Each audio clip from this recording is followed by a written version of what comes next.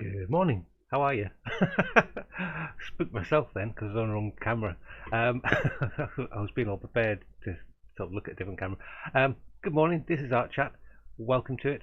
This is a weekly thing that happens at 11 o'clock GMT, so it's Greenwich Mean Time here in the UK. Based in Northern Ireland, my name's Lee. I am an artist, and sorry, I've got a slight delay in my headphones, so it's slightly distracted when I start. So over the last few weeks we've been doing portraits of different people who have joined us here on Art Chat.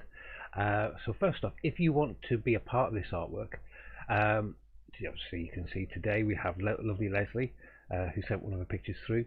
You can do the same. You can send your pictures through to me on my Facebook page, Lee Boyd Artist. Just message me, take a selfie picture, send me the picture that you would like to use, and I can have a look at it, and if it's great we can put it on there. Obviously it has to have certain restrictions involved. It has to be sort of internet friendly, let's say that. And yeah, so over the next few weeks we'll be doing these portraits. In between them, if the portraits haven't arrived through, I'm going to be carrying on with different artworks and going through some of the processes that I do normally in my own artwork, and hopefully you'll pick up some tips and learn some things along the way. If you have any questions regarding what I do, or you might have a problem with your own artwork, or an issue that you can't quite get around, or something that you're just a stumbling block that we all face in our artwork, here's a good place to ask, because we can chat about it, we can discuss it, we can give you different options of which to solve your problem that you might not have tried before. But there are also people who join the chat as well, are like you and me, and we're still on that process of discovering what we're doing with our artwork. Every artist is the same. No one's different. Everybody is searching for the next stage in their development, and a part of the process is accepting where you're at and some of your limitations, and don't see them as stumbling blocks or frustrations. These are all learning curves, and it's often something we all face. We'll hit a plateau in our artwork and we just don't know what to do to get it to the next stage, and you make a lot of mistakes in the way, and it's okay. That's part of the process, and you have to make those mistakes kind of a friend in a way, where you can look at them and think, okay, I can't quite do this. What is it I need to do? How can I get there? And good morning, draw mode. Good to see you. So yeah, we all have those similar things. If you have any questions, fire them in the chat and we'll talk about them as we go along. Desiree, good morning to you. We finished Desiree's portrait the week before last, because last week we did a bit of a breakaway from it. We did a whole thing on proportions in faces and things like that, how to draw lips, noses and eyes. So if you haven't seen that video, you can catch up and catch up on those. Thank you, Desiree. Yes, I did win a competition this week, so I had some great news. This was a competition run by a local pizzeria company called Little Wing, here based in Northern Ireland. They are a really good pizzeria place as well. They're absolutely gorgeous. I'm not just saying that because I won the competition. They are really lovely, and they held a competition. This is going pre-COVID, an art competition for their pizza boxes. It was to do. It actually gave you a pizza box, a blank pizza box, and said, "Go and do your stuff." And I think there's over 600 entries for this. It was fun as well. I just thought, I went, oh, this would be a great opportunity to do something out of the box, if you like. And I had this nugget of an idea that popped into my head kind of straight away, and I played around with it for like literally over a very short period of time, and I kind of knew what it was I wanted to do. So I did my drawing and threw it into the mix. Now, when you're into competitions, you don't know how your artwork's going to be received, as in like who's going to be looking at it, what kind of things or preferences they have for artwork, what type of thing are they looking for. And I thought, I wanted to go for it and just see and enjoy the process and enjoy all the other entries that were coming in, because they were posting up on social media. And I was lucky, and they selected mine as a winner, and I couldn't be more chuffed. The competition was massive. There were some great entries in it as well, and it was it was just amazing to see the quality of artwork out there done by so many different people, from children right through to professional artists, and a whole mix in between. And the ideas that came up were, were brilliant.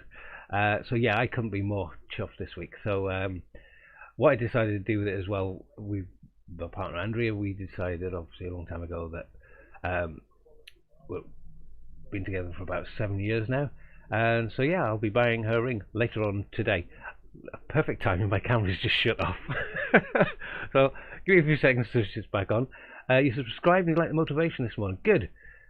Part of it is collectively we all work in the same way, and this is something, if you didn't know the history of draw mode, that when COVID kicked in, I run a drawing class in a local art centre, and that was obviously cancelled, and it obviously was frustrating for everybody. But something I love about the art class itself was the community that we've built up over a period of time, and I didn't want to let that disappear. So I decided I'd try and do it live on a Saturday morning, and I was doing it by my mobile phone to start off with, and it was really, some people might say it hasn't really got any better, but it was literally me and holding the camera. You didn't see me, it was just the shot and me kind of talking into the back of the camera like this and drawing around it like that. So over the period of time we slowly developed it and got a few more cameras and lights and whistles and bells and things, and we started doing this, and it's something I really enjoy. It's my kind of highlight of the week, where we can just sort of chat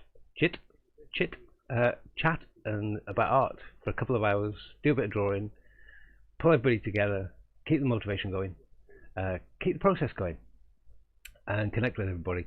So it was literally for everybody in the drawing class, and it's built up to be kind of worldwide. There are people from all over the place who kind of drop in and watch this. So I say, great to have you here. If you want any questions relating to art kind of answered, or just want to discuss them, feel free to put it in the chat bar.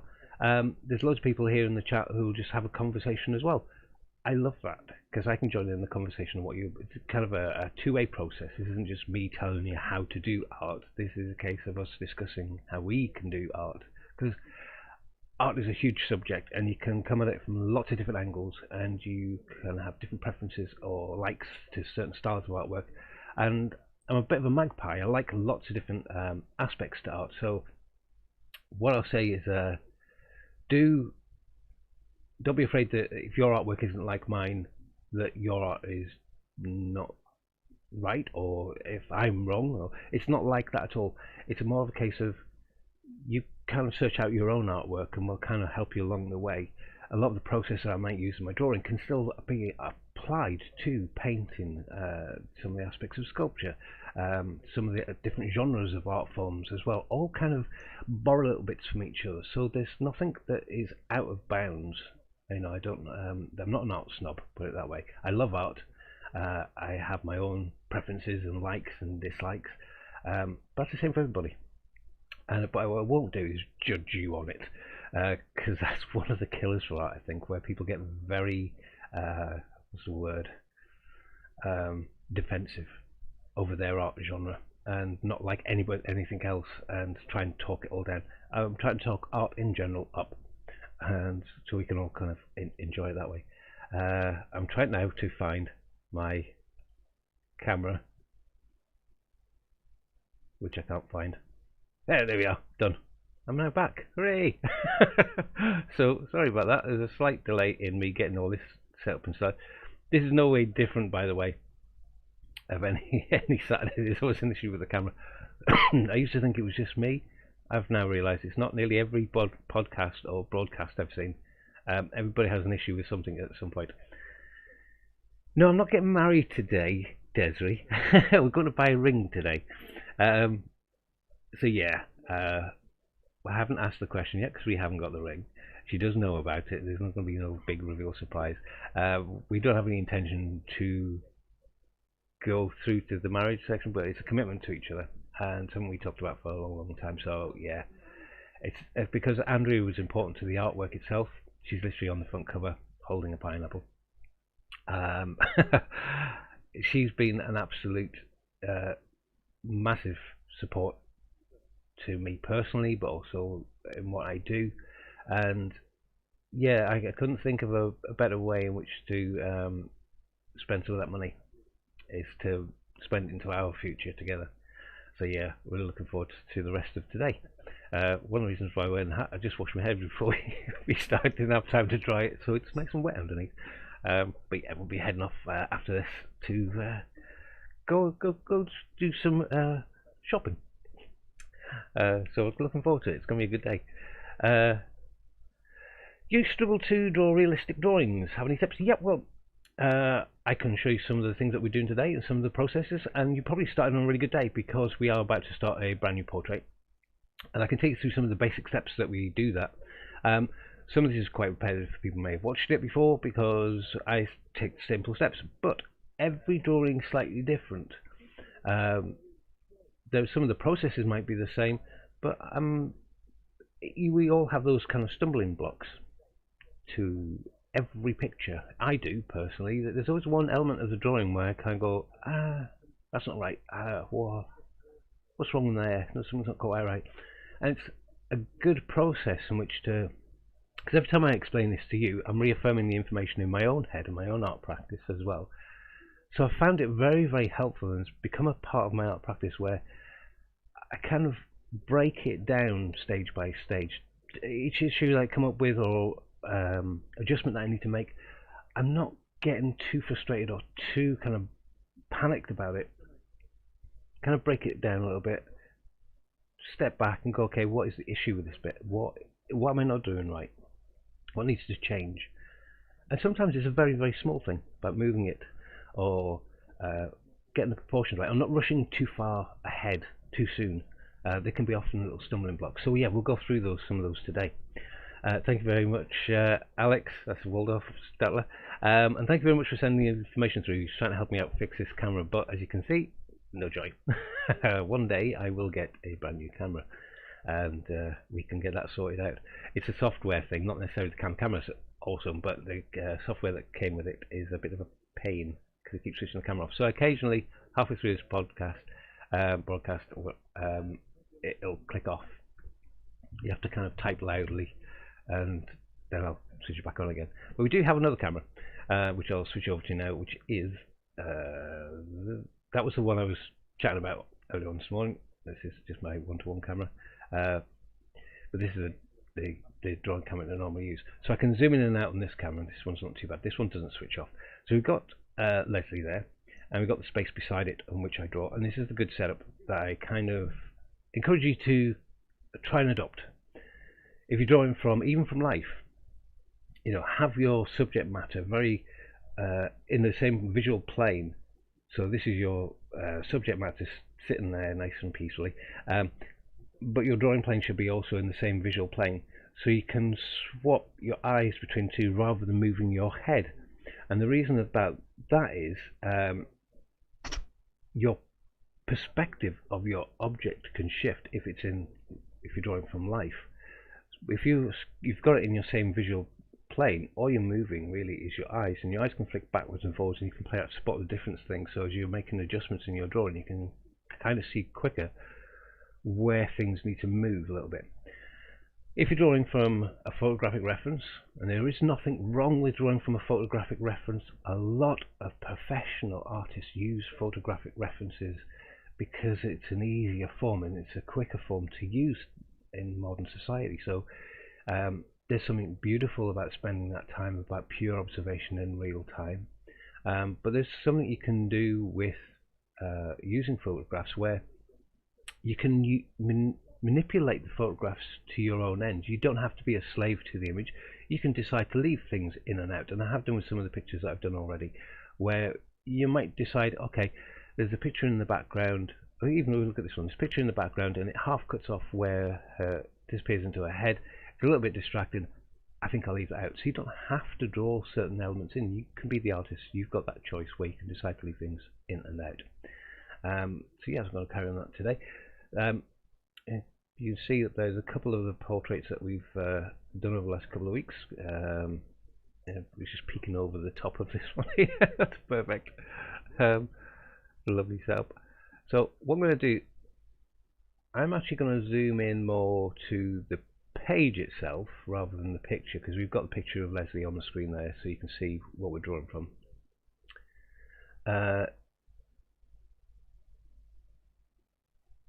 What was the gooseneck clamp support you used previously to support the book as well as the iPad? Oh, this little thing. These things are really handy as well. So I don't know if you see in the small screen there, it's like this bendy arm which you can clamp onto the back of your easel, and there we go, and you can slide a book into this bit, or an iPad, or even an iPhone, I think, because you can, there's a little kind of tab which you can, if I can work this properly, you can slide it up and down where we're there, so you can hold your iPhone or your whatever brand of phone you have in there as well. It's great for iPads. It is a little bit dirty because my hands are often covered in graphite after drawing. You can also see the dirtiness of my fingernails. Now, I have had a bath recently. It looks completely grim.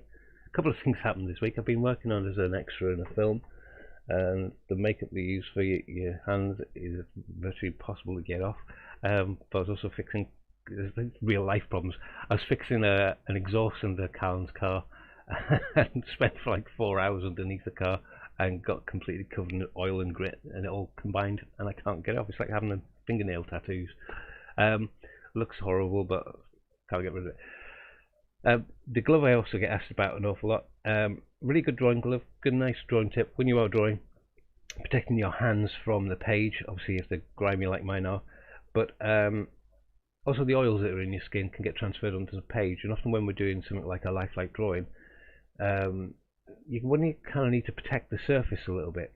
Working on fairly decent quality paper, it's a heavyweight paper, comes from Dale Rowney, and it's smooth and heavyweight. The reason why I use a heavyweight paper is because I can do lots of layers of pencil on it without worrying about disappearing through the paper itself.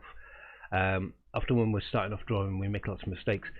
When we're rub out gently and draw gently. So when you're lifting graphite off the page, you're not disturbing the surface of the paper quality. If you rub really, really hard and vigorously, you'll start to break up some of the paper fiber on the surface, and you won't be able to get some of the really delicate graphite to stay on your page. It's a bit of a tip there, but you'll see what I mean by drawing lightly when we get this started. See if I can find a little link for you, and I'll stick that up in the chat bar. For the actual model, yeah, let me see what I can get for you.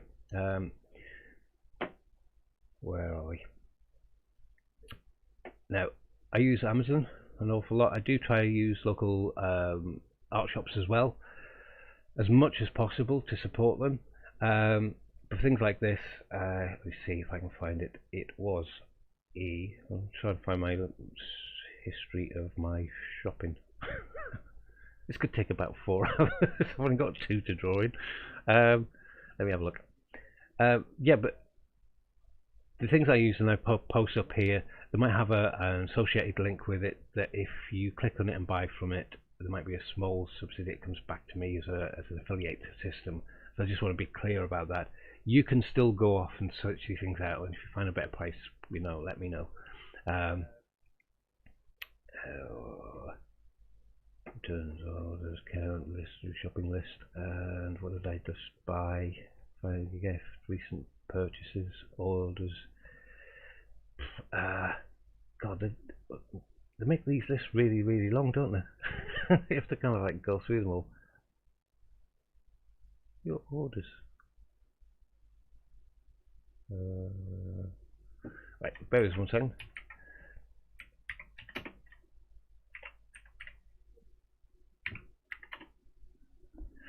Oh, right. Tell you what I'll do. I'm just gonna Google it. There we go.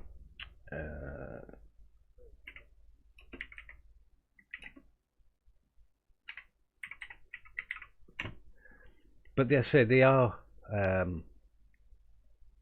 a really easy answer to some of the questions of holding up your artwork or your books and things, and you can move them around depending on the size and scale of the artwork that you're working on. There are different styles, different clamps and things. The model which I am looking for now is the one I've got, which I can't seem to find, but I can pop up a reasonably good one, which is, yeah, that one's good. So bear with us 1 second, I shall get this for you.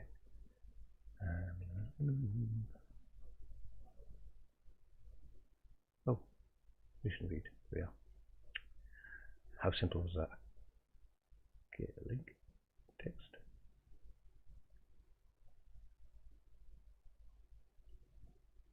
Copy, and I am now back in the room, and I shall put that in the chat. Sorry about this. This is a little of me. I'll put paste. There we go. You can see my nose hairs. Lovely. Don't look too close. There we are. So that's a link up to the Amazon bar there. Can you tell my friend Darren to lose weight as motivation? I don't think that's my call. This is mostly to do with art. Don't we worry too much about the clamp? It seems really good weight. Yep. So yeah, it is something like that. Very good for holding up your artwork right in front of your office space. So let's get cracking on with the drawing. Thank you for the lovely comment there, Z Butters. I can do a trim later. I've had 4 COVID tests recently. Not for seeing my coughing. It's part of the thing where we need to, for the work, some of the work I do, need to be checked on a regular basis, and it's not the most comfortable, let's say. All of them have been clear, which is great, but they're also not that scary as well. And a way of getting checked, it's a good way, especially if we're mixing with lots and lots of people. So if you do have symptoms and you have to go and get yourself checked, don't worry about it too much. The results come through fairly quickly, and then you can just follow the advice you need to. But don't just go, because I've had 4 of them in a recent short period of time. And do wear your masks when you go out as well. So, without further ado, let's get stuck into this drawing. Yeah, going for information about the Art Centre as well. Here in Northern Ireland, we'll be starting up hopefully in October. I think it's going to be running for about 6 weeks, and there might be a chance of doing a live kind of full half-day drawing class as well. I'm going to put in and ask if we can do some live drawing of a life model, but we'll have to wait and see, because there might be some restrictions about that. So if we get any more news on that, I'll kind of let you know. So I'm going to get started on this drawing today. As you can see, I've got Leslie in the bottom left-hand corner, got my picture on my left-hand side, so I can just do an easy transfer. I'm not moving around too much when I draw. The proportions of this are quite nice to fit in with the whole shape of the entire artwork, where I'm going to fit the same width, but just give a little bit of a space. So I'm kind of just helping myself figure out, in a similar vein, where I want the composition to go. So I'm drawing in, you can see how lightly I'm drawing in there. You probably even can't see it on the page. This is just an H lead in a propelling pencil, and I'm just marking out a similar proportions to what I already have in the photograph picture of Leslie in there. I'm going to start to just give myself a little bit of a guide as to where to start to place things. Now, if I start obviously a head up here, I can automatically see that the space between the top of the head and the top of the border that I've put in is a lot smaller than this. So I can start to see and move things directly straight across, and just place a little mark, very quite lightly, at the top. I can kind of see where the bottom of the chin goes, so I can put a little mark there. I can kind of see the space of a head between the side of the drawing. If I zoom out a little bit so you can see that a little bit better. This way. Yeah. So the space of a head here to the edge of the photograph itself, and I can start to map some of these widths and spaces out. Now I can also look at the angles of things. rather than getting sucked into doing the small delicate details of eyes, nose, ears, mouth, and just looking at the facial features when you're doing a portrait, look at the space around it and see if you can map in some of the elements like the negative space, like the space around it. Those types of things can help you actually find the correct form of the head and the shoulders, etc. The enrollment is on Wednesday at 9 a.m. for anybody who's interested in the real life drawing classes we do in a Yards Art Centre. It is kind of Northern Ireland specific, so anybody watching outside, I'm sorry there isn't any internet broadcasting for that. I'll be running it on a Saturday morning and a Monday morning, so this broadcast will, when these drawing classes happen, will shift up to around about 2 o'clock in the afternoon GMT, Greenwich Mean Time. So you never know, but these drawing classes, these online classes, well, not really classes, they're kind of art get-togethers, if you like, will be ongoing, be live to everybody.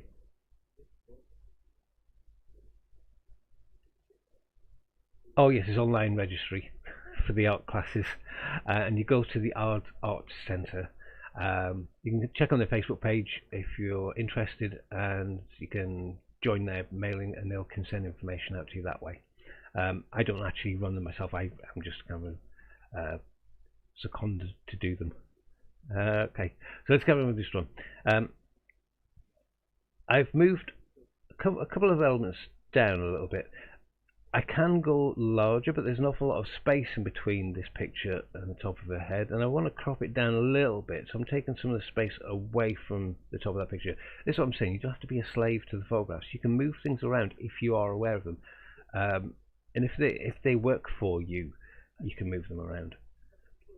So I'm just literally putting in the space of a head, and I'm making big marks, not small ones, and I'm just using my eyes to kind of judge to begin with little elements. So I'm looking at sort of this little angle of a shoulder coming to this angle here, and seeing if I can just replicate that. I'm not worried about how it goes into the chin too much at this point.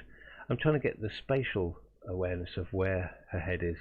You know, again, I'm not drawing details of eyes, nose, ears, mouth. I'm trying to get the basic shape of a head in first. So where this big shape in was at the bottom part of the cheek, where it comes up to a cheekbone, I notice it's slightly straighter at this point where it goes up the side of the head, and it curves up this way. Yeah, this way. And maybe, yeah, curves up this way a little bit, across the top, just a little bit there, and then back down this side, that way, and then back down this way. Now, I'm not worried that if I don't get these elements in right straight away, because I'm drawing lightly and I can rub them out and adjust them as I go along. As you kind of follow the forms of things around, you make little incremental adjustments to the drawing. Let's see where I had this chin down here. I'm going to move it up slightly to about there, because it's kind of in line with the neck and the shoulder here. I'm actually going to move this out a little bit.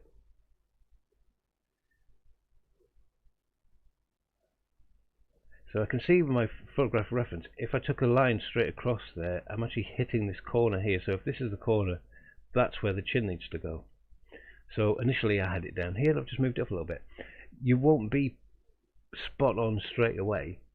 As you develop your drawing, you can kind of refine it a little bit and take some of your initial marks back out.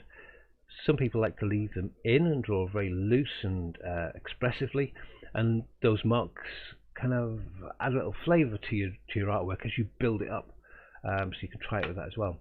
Again, if you have any art questions, and do keep them to be art questions, pop them in the chat and we'll go through them as well. As we carry on, there's a slight angle, a bit of a shadow just there. I'm putting in a light line because I don't want a line to denote where the edge of her chin is. That's going to become a shadow. but initially I'm just going to get the forms right, so I can see that this lovely angle comes out here, and then there's one that kind of mirrors it but just slightly out of her shoulder just there. Not going into too much detail. I can see now where I've got this shoulder coming out. It might be not out far enough. This is the edge of the point of her shoulder, and the width to the point where it meets the part of her cheek comes down. And what you can do is you can triangulate this. So if I took it to the top of her head there, and you can see this really long triangular shape start to appear. There is no line here, for example, but if you take this point, that point, and that point, and look at that as a triangle shape, I can then adjust mine to see if I can get the same triangular shape. So I need to bring that head out a little bit.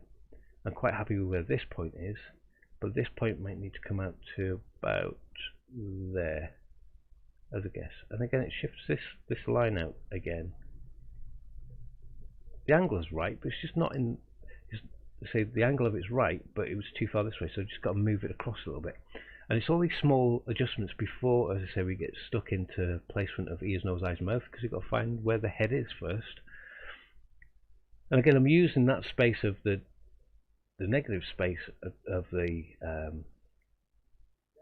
picture frame. This is a negative space around the head. I'm using that to help me find it. Again, I have narrowed this down a little bit. So I've got a drawing that I've been working on that keeps falling off. Tell you what, let's just put that down there. There we go. So I can see this is a good shape here on the right hand side of the head. We've got this hair that comes in here, and where that comes in, see about there, it is more curved than I've got it as an angle at the moment, but I can carry on that line of the head that comes in this way, but where the bottom of it is gives me where the bottom of the eyes are, so I can just put a little bit of a line right across just to give me a light indication of where things are, rather than drawing an individual eye beautifully drawn and finding out later on it's just in the wrong place and I've got to move it across a little bit. Just looking at the screen, it's incredibly blue this morning for some reason. Maybe different lighting conditions. I can also help myself by placing in a guideline as to where her gaze is. Now, in this particular picture, it's looking directly out of the camera. Whatever portrait you're looking at, we worked on the idea of portraits last week. As a slight indication of where I could draw on specific things like an ear, an eye, a nose, and a mouth. And it's not something I normally go into too much, purely because I don't want you to think that is the only way you draw an eye or the only way you draw a nose. Because depending on the lighting conditions and the style of the way the person is sitting, so they might have their head down to look a little bit contemplative or something like that.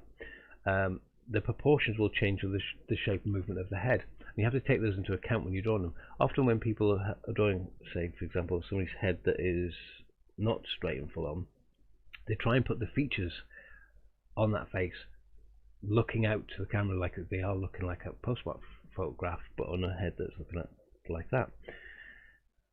On this one we don't have that problem. It is literally looking directly straight to the camera.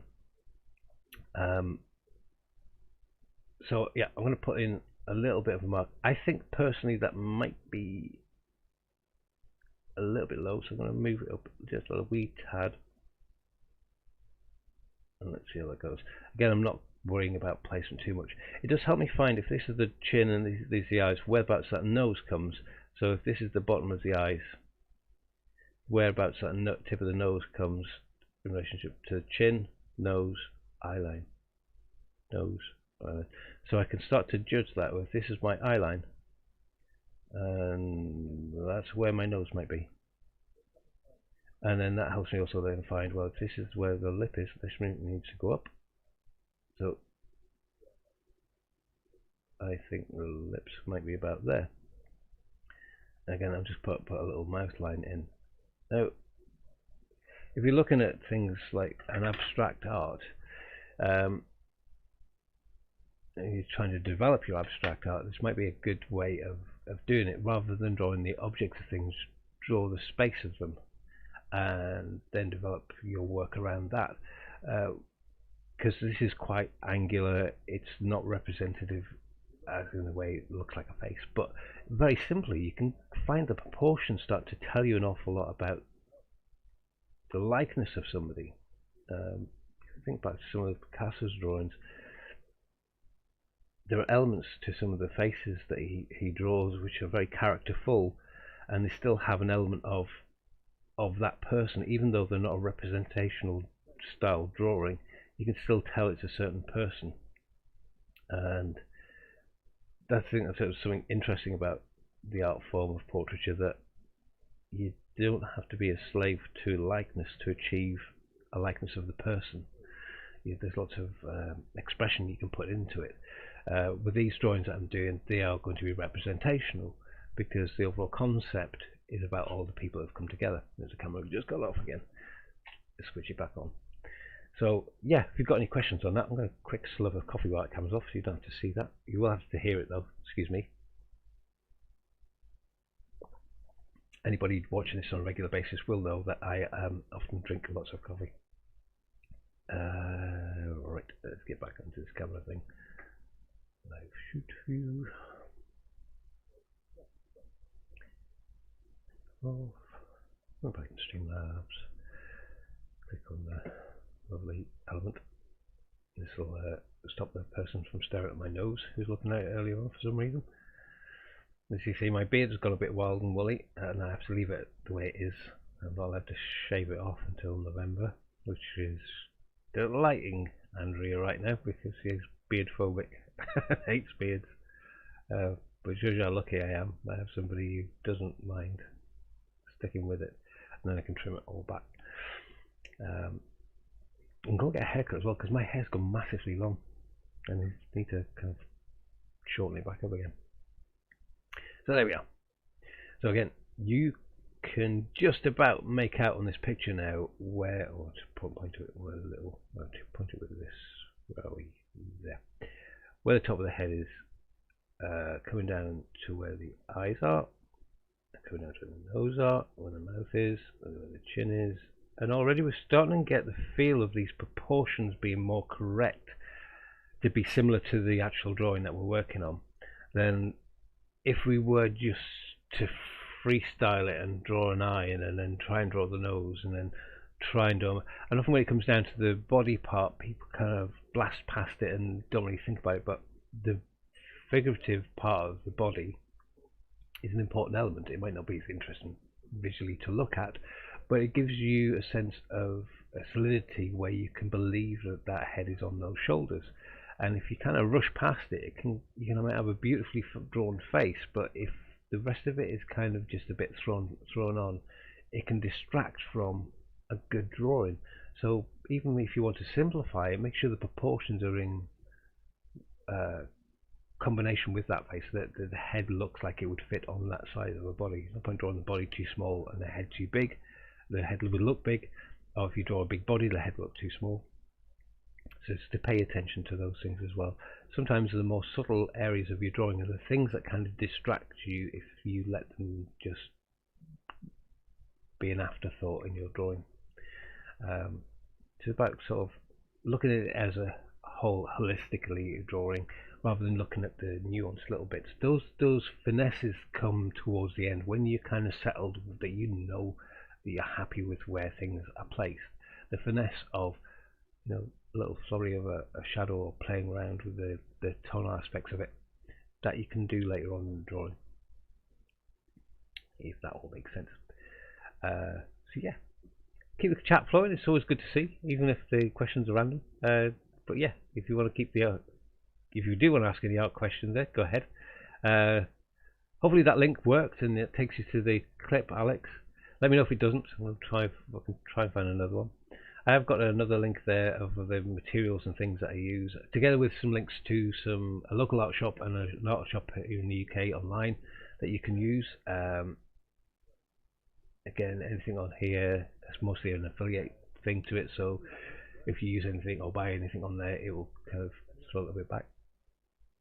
So I'll copy that and I will paste that up here. So this is a link to my page, but some of the things and materials I use. Some of the books as well are well worth checking out. Mostly last week I looked at the Charles Bark drawing course. The book is on that list as well. A little bit expensive, but there are other drawing books on there which are relatively inexpensive and have lots of great information in them as well. So yeah, I'll just send that on there. So there you go, that is the materials list page. If there's anything I start using that I haven't put up on there, do let me know and I will find it for you and I'll pop it up. Okay. So yeah, so the drawing classes I am really looking forward to. It's kind of nice to get a little bit of normality back. We're lucky where we are based. Some things are starting to get back to normal again. I also am an art technician in a school, so all students, if you're watching from Bangor Grammar School, good morning. How are you? Are you getting your homework done? It's kind of nice to get back to school again. And as an art technician, I've got the luxury of just helping out in the class and getting all the materials ready and stuff. But the imagination from students is always the fun bit, and seeing how people come up with ideas for things. And people are very hard on themselves and edit themselves an awful lot when they first start out generating an idea for an artwork, and will close things down maybe a little bit too quickly when they're just musing what they can do. So someone I was chatting with about a while back about how you generate your ideas for things. It's like anything. It's like practice. It's like a muscle. If you work it, it gets easier and you can do more of it. 9 times out of 10, when somebody goes, "Can I have this? What could you do?" My mind automatically starts pinging lots of ideas. It's not because I was born with that talent. It's something I've worked that hard to do. But now I do it an awful lot. It's an awful lot easier. Like most things, it's practice. Brainstorming is always a good way of just writing down either the first things that pop into your head, even if they're completely random. Write them down. Things that might inspire you. Looking for research. Now, when you say research, it kind of switches a lot of people off and go, "Oh my God, I've got to do lots of work." The research element of it can be a lot of fun, and if I would say to you is, if you're researching something that's boring you, don't do it. Research something else. Find inspiration from something that inspires you, or really is like a hook and just grabs hold of you and go, "Oh, that's what I want to do. That's something along those lines." Go and look at other artworks for inspiration. Using other artists for inspiration isn't copying. It's been happening all the way through art history. You can almost follow timelines down of other artists, how they have been inspired by previous generations or previous artists from centuries ago, and using elements of their how they might use light, and then mixed with a more modern approach of using a different medium and putting those two things together, and they're kind of playing with it. The playful attitude in research is what kind of is the interesting part. So you develop your concept or the reasons why you're doing a particular artwork, and then that can kind of curate and point you in the right direction of how you might want to physically put it into a composition. And it's like a tick box, but you're writing your own list. You're not following slavishly to a prescribed order of things. You're filling it up. The more work you do, the easier it becomes, because you get alternatives and you get options on which to choose from. If I said to somebody now, "Go and draw me a portrait," it's like, who am I going to draw? Why would I draw them? Where are they? What are they doing? Is it somebody I like or somebody I don't like? What am I saying about the character? Do I know them? How am I going to portray them? All of these questions start to flow in, and rather than letting them panic you and overwhelm you, you can just break them down to lists. Do I want to draw somebody I like? Yes. Do I want to draw somebody I don't like? No. Well, then don't draw that person. Draw somebody you like. Another very simple answers to things, but often we overthink it and make it more complex. And you can break it down to things that really you do like. Right, that sounds like a catastrophe happening outside, but we have a small lane running down the back of our house that goes to a farm, and it's all of the farm gear that goes down there. So yeah, sorry about the noise there. Um, so yeah, your inspiration is what you feed. You have to feed it a little bit. You know, often people go, "Oh, I've got I got a total blank. Don't know what to do. I'm staring at the white page. I don't know what to do." Stop staring at the white page. Go and stare at some art. Go and read a book. Go and watch a movie. Go and feed your imagination a little bit, because out of that you'll start to think about something. What were you working on last? Was there a lead off from that artwork? You know, were you working on a portrait? Could you pull lots of portraits together, as I'm doing here? Why you do all those portraits? Because of all the people who have been joining art chat. That makes the concept. Well, who are the people who joined art chat? Then I have to put a call out to everybody who's joined art chat and say, would you like to be a part of this? Send me through your pictures. The picture comes through. Then I can look at the pictures. So you can see how you can build up your ideas. If it's a personal drawing that you want to do, somebody you know, you kind of want to make that personal connection with. I've drawn Andrew an awful lot. I've drawn my son. I've drawn Callan. I've drawn my dad. You know, it's a very personal thing, and there's something extra that I'm putting into it because these people are very close to me. It means an awful lot to me as an artwork. There are elements in there then you become familiar with, like I have. But say for example, I did a portrait of my dad. He's in his 80s. I've known him all my life. You think I would know his face back to front, but spending time looking at somebody with a little bit of objectivity, where you're kind of really looking at the construction of their face, etc. You can step away from the emotional side of it and go into the more technical side of the aspect of the artwork, the physicality of putting pencil on page. So there's a balance between the technical and the aspirational or the conceptual side of it, where you might have a very heart-strong connection with the person, but you have to kind of separate and go have a put their eye in the right place. Do you see what I mean? So you kind of have to step away occasionally and look at it as a whole picture, and then re-engage with the emotive side of it about why you're doing it, and think, okay, have I maybe rendered this too harshly in the light and it's made them look a bit dark and moody? Maybe I can lighten this up, so you can play with the emotive quality to it as well and step backwards and forwards. Not that my dad's dark and moody at all. He's a lovely, lovely man. But you can see what I'm trying to get at. So there's elements of the personality to try and pull out, which are hard to verbally describe in a pencil. But if you do verbally describe them, say for example they're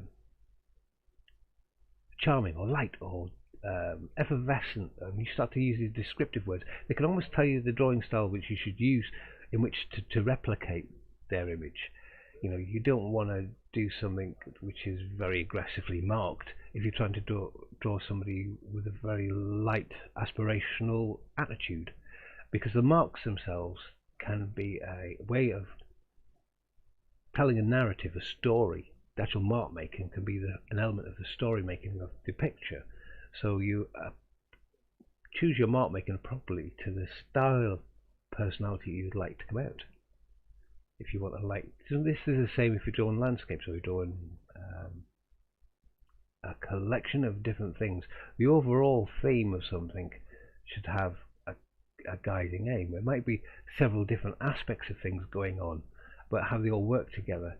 So some things might have a more expressive mark making process to them, and some things might have a more delicate, lighter application to them.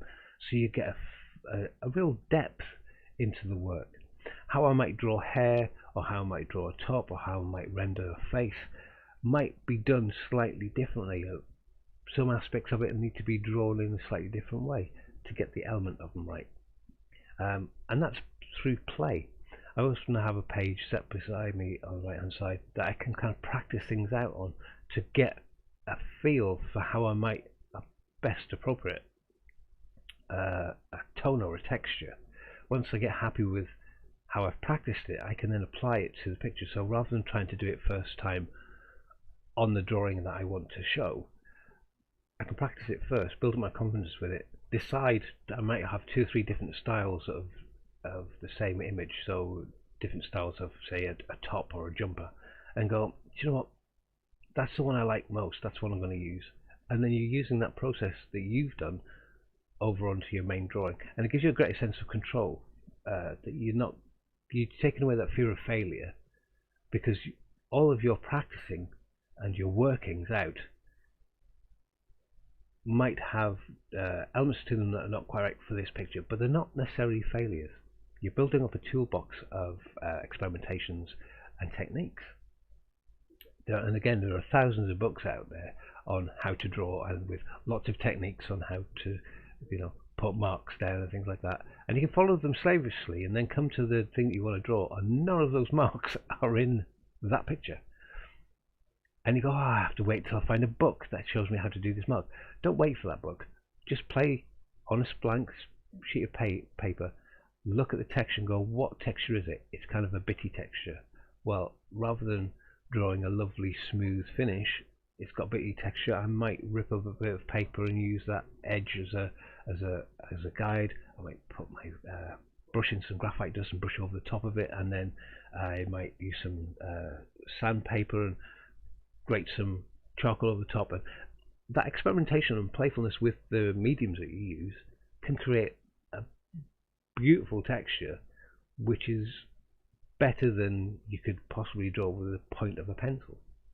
So think about your artwork and your mediums in a slightly different way, that you can open up a little bit. So where we think, oh, I must draw lifelike, therefore I must only use a propelling pencil, you'll see that I will not only just use this, but I might flip over to a brush at some stage. I might use my eraser. These mono erasers are great for lifting graphite off and then applying graphite and then lifting more off, and it creates this wonderful fluffiness. Those have come out of experience because I've been doing it for a while and been kind of playing around with graphite all the way through my drawing experience, that I can then pull upon different aspects of what I do and put them into my artwork.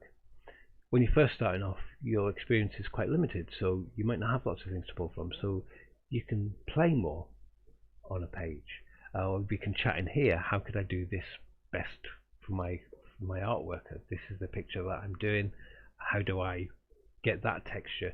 I might be able to point a few things out. If you do have any questions on, you can send them to me on my Facebook page, Leeboyd Artist. Message me on there and say, like, this is the picture I'm working on, how can I best get that texture, and I'll try and help you out that way. Okay, is there any questions this morning? There's a few quiet people out there.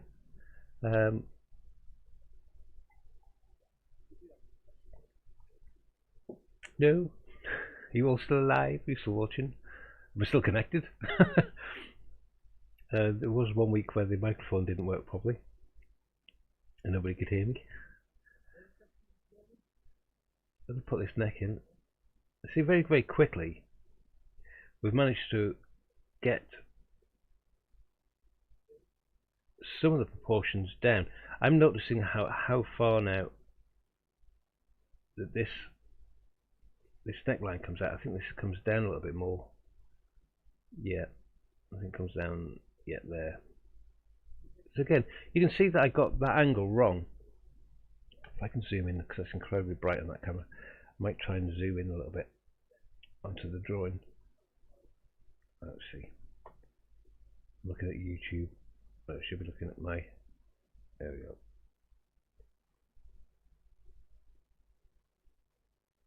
It's doing weird things with the camera.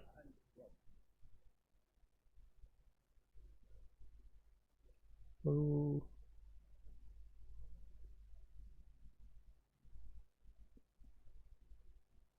Come on, focus. There we go. So if I leave like that, you can see it a little bit better, I think. Alex asks, do you use a limited range pencil to start with? I use dark bit with a HB6 or something that make a light eraser. I always draw lightly, and I actually draw with a harder pencil to begin with, but I use a hard pencil to and use it very lightly all the way through my drawing. So even if it's the darkest dark picture that I've ever drawn, I start off with a light pencil and I start off with a light application just to figure things out, because if I have to shift them, and I might find that my dark pencil line, if I've done it that way, is in slightly the wrong place, often 9 times out of 10 it then leaves a mark in a lighter area that I can't shift and can't get rid of. With using a light pencil to begin with, or a light application of pencil, means I can move things around until I'm happy with the forms that I have in my picture before I start to go through to the next stage of rendering, before I start to go through to the stage of detail and textures and things like that. I want to make sure everything's in the right place first, so I'm not wasting time doing a beautiful rendering and then realize, oh, it's just not in the right place, and then having to step back and then rub it all back out again.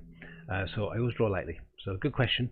Have you ever drawn someone you didn't like, and was it very hard? Have I drawn anyone I don't like? I don't think I have.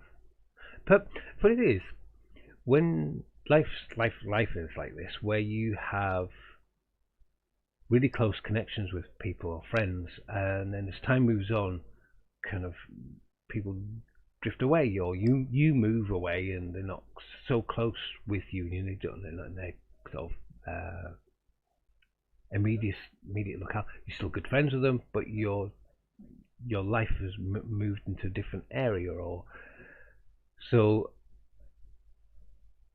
I think I've drawn people where I'm not as close with them now. I have drawn people before where the friendships kind of dissolved, and where they've been very, very close friends. The friendship dissolves through a number of different reasons. And looking back on the drawing, you can kind of reflect on both the time. You can reflect on the fact that there was a good friendship there, which you don't ignore. You can reflect on the reasons why that friendship might not be there anymore. So art lives on past its image. You can draw people that you don't like to really get across a point. So say, for example, it's a political point and you're drawing a political person that you don't like. I'm not going to name any names. You still might want to draw that person accurately so people understand who it is. But the process of drawing them, you can't carry that emotion with you. So you can't say, for example, you're very angry or frustrated at that person. You can't draw with that anger and frustration, level of anger and frustration in you as you do everything in it, because you'll be exhausted. It's not to say that, excuse me while I just adjust my seat. It's not to say that some of the expressive marks can't carry that expression in it, but you can't carry that emotion with you of, say, anger or bitterness or frustration with you whilst you're doing the entire picture, because you get exhausted, and then you wouldn't want to go near it, because every time you went near the drawing board, you'd have to be angry and frustrated, and that's not a good mindset to be in when you're creating a piece of work. You kind of have to have a filter of distance away from the emotive and the technical. What you can do occasionally, you step back and re-engage with the emotive side of it and look at it and go, does that make me get across the point that I want to get across with this person? And it's a very simple answer, yes or no. No, it needs to be more of this. Then you can go back into technical and put more of that in, and step back and review it. And it's having that balance of perspective. And I don't mean the drawing perspective, but I mean point of view of how you look at things on your artwork. It's kind of go, okay, it's like that distance is like a helpful filter where you can see it for what it is, and you can move things around on it, and you can apply your paint or your pencils, pastels, whatever, in the way that's most appropriate. So hopefully that helps. So I'm just trying to think, have I actually drawn anybody I don't like?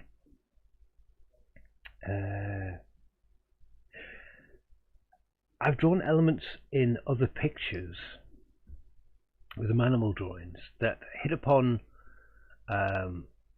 aspects of things that I've seen that I didn't like.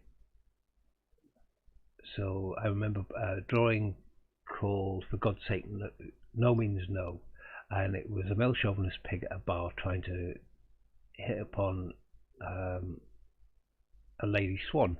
A manimal range is a collective of works where I use animals to describe a human condition, human personalities. So the idea of a male chauvinist pig, we use the word pig as a descriptive term for the attitude of how men behave sometimes. The more demure character of the lady I had in there is actually based on the goddess Venus, who used to come down to earth. Her animal attribute as a god was a swan, and Mars was the god of war. He's also god of lust, and he would come down as a wild boar. Possibly the idea where we get the connotation of the more modern language of the male chauvinist pig. That's why I use a pig. So when I drew that, it was about how my observations in how sort of guys in bars sometimes just constantly hit on women and just badger them and badger them and badger them and badger them and badger them, and you kind of think, where on earth do you think that you're ever going to hear a yes? Is it just a numbers game? Do you ask 1,000 and hope one says yes? And it always frustrates me when I see it. It's not something I do myself. So drawing that picture had the concept of something that I'd physically seen. Drawing it, I couldn't be that frustrated at the scenario that was happening.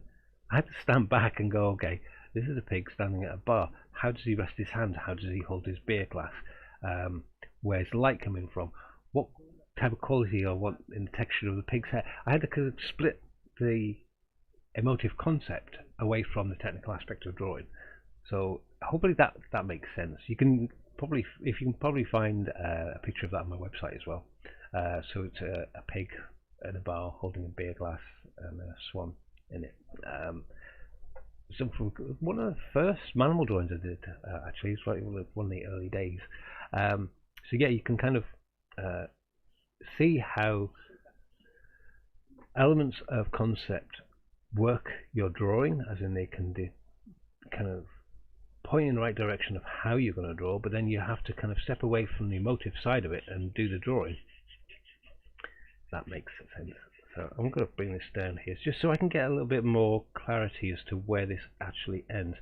I'm seeing her top that comes to this point here, and it helps me then find a base there. So this whole proportion now starts to look a little bit tighter. Again, I can clean up some of these lines as I go on. I can start to put in some more proportions here of how I look for lines and shapes in pictures and references, just to help me guide where aspects of things are, and I put in marks rather than draw. So I'm looking at this central line. This is a lovely straight line that denotes the corner of the eye orbit, not necessarily the eye itself, but the eye orbit. And where that line kind of stops is where this line is for the basic line of where the eyes are.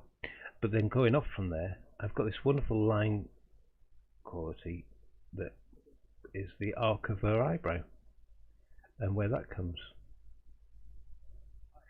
Then it helps me find this shape here, which again is slightly angled but more straightish, to give me the side of her head on this side.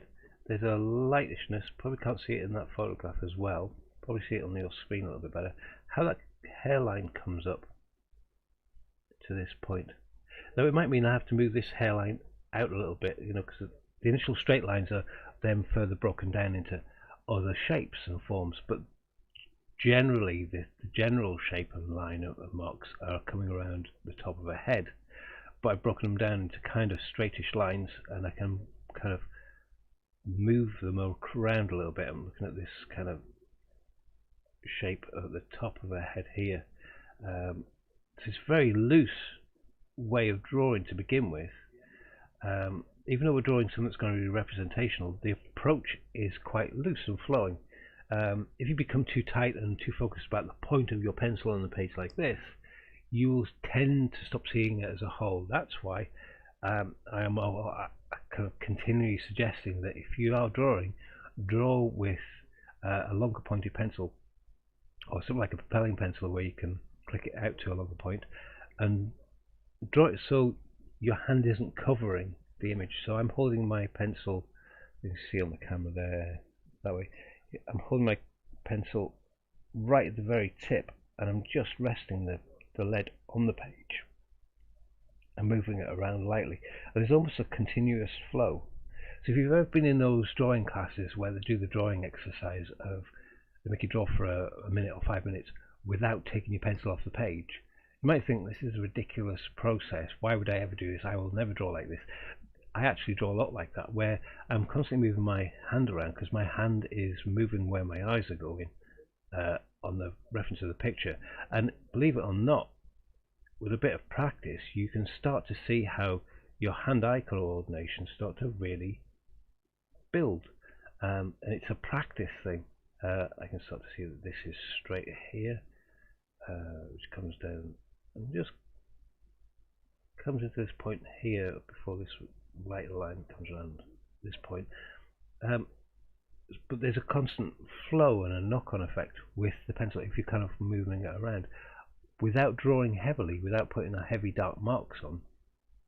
I can move it around lightly, and I can hardly see it, and I'm sat right in front of it. But if I get used to the movement of where things are, and see a little furrow bit in the brow just there, you start to put these marks in relatively quickly. I say relatively quickly because I know with an awful lot of chatting that we don't ever get to finish a drawing in a session.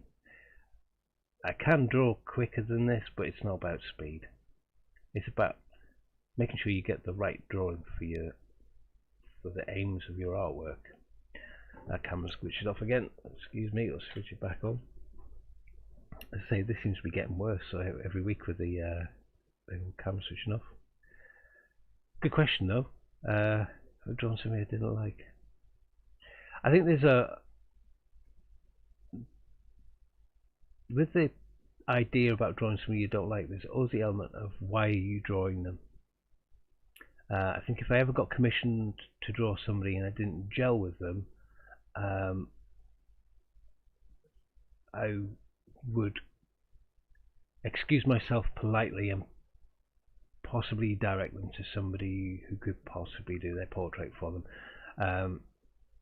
And it's got to be something out of the ordinary for me to have to go that route. It hasn't really happened before. Yeah, I can't see that ever really happening. If I met somebody and I just did not get on with them, I think it would make it for a very difficult process. Because I'm quite an easy person to get along with, I think. But yeah, if there's somebody who just pressed all my buttons and I really didn't like them, I would be honest and just say I'm sorry, I won't be able to do it, and I wouldn't take the commission. But it'd have to be a pretty big, event for that to happen. Yeah. Why, do you have somebody in mind?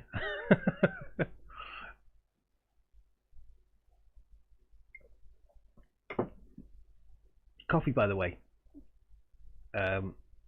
is my go juice. It's something that I constantly kind of use as my crux. I don't drink that much, and it's something in my studio. I always think about your environment really helps you where you draw or where you create artwork, and if you make your environment and where you are as comfortable as possible, get the things around you that you like. If there's a piece of music that you like, lighting conditions that you like. It doesn't matter what the rules are for lighting conditions. If you are not comfortable when you're drawing, you kind of find reasons not to do it. The other element that I've realised as well is where you start to enjoy something so much, and it's certainly happened to me for a good while. And it's a very strange occurrence where I loved doing it so much, I kept putting it off because it wasn't. I didn't feel like I was worthy enough or good enough. I haven't been good enough to do it, and I would do all of the things. It's a kind of procrastination, but it's a very strange thing where you know you really love doing it, and you stop yourself from doing it because you don't think that you have done enough in the week to reward yourself the time in which to draw. I know that sounds a bit weird, but I've spoken to quite a few artists who've all hit the same thing, where when we're in it, in the process of drawing, you can't pry us away with a crowbar, because it's such a great, it's part of what you do. But to get to that point of actually sitting down and drawing, you'll put those barriers in front of yourself, and it's to kind of remove them and sit down and draw. And somebody reminded me of saying, look, it's like eating a meal where you like the mashed potatoes. Mashed potatoes are your thing. You love the mashed potatoes, and you won't eat them until the very last. And you'll go through all of the really horrible bits of the meal, like Brussels sprouts and bits. I think there's nothing wrong with the Brussels sprouts. It just doesn't happen to be my favourite vegetable. But you'll go through eating all the stuff you don't really like and saving the best to last. By the time you get to the eating that mashed potato, you're stuffed with all the crap. What I'm saying to you is, eat the mashed potato first, and then you can deal with the crap, and it's much easier. And some of it you can just leave out, because you're better tuned. You're a better balance for it. So a bit of a metaphor there, but so when it comes to your drawing, sometimes it's a case of going, oh, you're allowed to draw, you're allowed to have that time. It's an important aspect. It's something that will help you both for your mental health, but also, the expression of what you want to do in your artwork. Because you'll be thinking about it all the time, you want to do it, and then you can just allow yourself to enjoy the process, and it helps you deal with all the other stuff a lot quicker and easier as well. So hopefully that makes sense. That's a bit of a segue from I've ever drawn somebody I didn't like. My door's just opened up there. Possibly one of the kitty cats coming in. The figure shut. Right, so back on with the drawing. Good questions, by the way. Keep them coming. I like them. So yeah, I've got the eye arcs in. Now it can make. Don't try and. The other thing I'm going to say is, don't judge your drawing at this stage too harshly in comparison with what the finished picture is going to look like. Remember, you're just fine proportions, so often at this stage people go, oh, the eyes look too harsh, or they look too angry, those eyebrows. I personally think these eyebrows look way too sort of kind of angry, kind of very angular and sharp. It's because I put in straight lines. As we soften them and as we start to render the drawing, and as we start to put some of the other contrasting elements into this picture, we will be able to see that those harsher lines will kind of soften into the rest of the forms of the picture. So remember, this is about the basic proportions and structures of the face that we're looking at right now, not necessarily the finished rendered image of a picture. I'm trying to get the placement of where the corner of this eye goes, so I'm kind of looking at the space in between the edge of a face and where that mark goes. Remember, we've already got this line about where we think the eyes are, and I can marry that against this picture and the space that we have here. I realise that this comes out a little bit more with the hair, and this mark comes out, just widening that cheek a little bit. So where I can then go back in and just remove some of that area here, I get a better proportion of where her face is. It might be too sharp. A change there, so I can bring that in a little bit. And this is about adding and subtracting things and moving things around a little bit in a subtle way. I've already got where her nose is. There's a little bit of a lovely triangle shaped shadow just about there. And on this side, quite happy with the placement of that nostril and this element of her nose. That looks okay. All in the meantime, my eye is constantly bouncing backwards and forwards between the image and my drawing and adjusting elements of it, I can see where this shadow over the eyebrow is a little bit thicker on this part here, and it helps me find the level of where the top crest of that curve of the eyelid is, and then there's another one just below it, which is where the eyelashes are, and how that comes back down, and it stops before I reach this part of the bridge of a nose. So this is part of the bridge of the nose, and this is where the eye stops, and I'm just putting in little marks. I can see where this one starts, and the angle of that eye comes up this way, and there's also again another curvature of where the eyelid goes, but also where the eye actually goes, and it's much more of a line coming down this way than it is a curve. So I'm going to put a line to that point, and you notice how this one doesn't come right down to the corner here. There's lots of eye that bends around here. These are the eyelashes that come out from the eye, that this part of the eye comes around this way. So I'm looking at lines rather than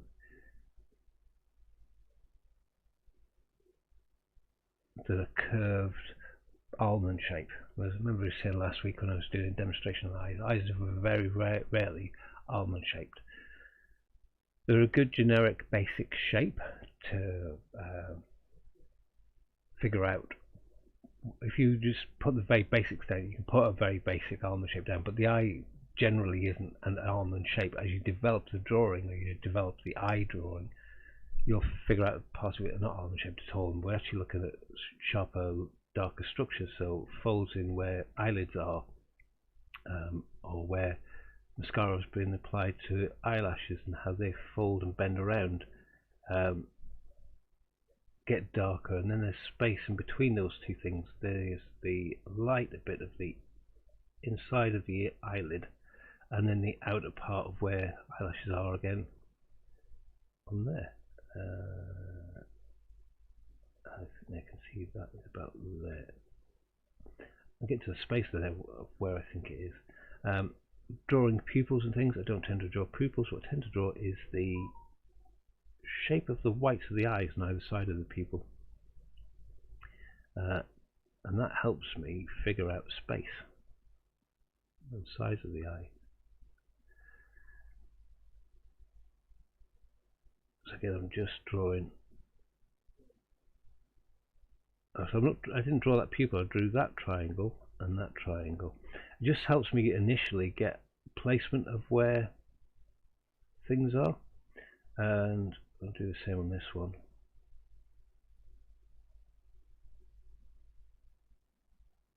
The top of the eye is a little bit lower down than where I have it right now, and that helps me draw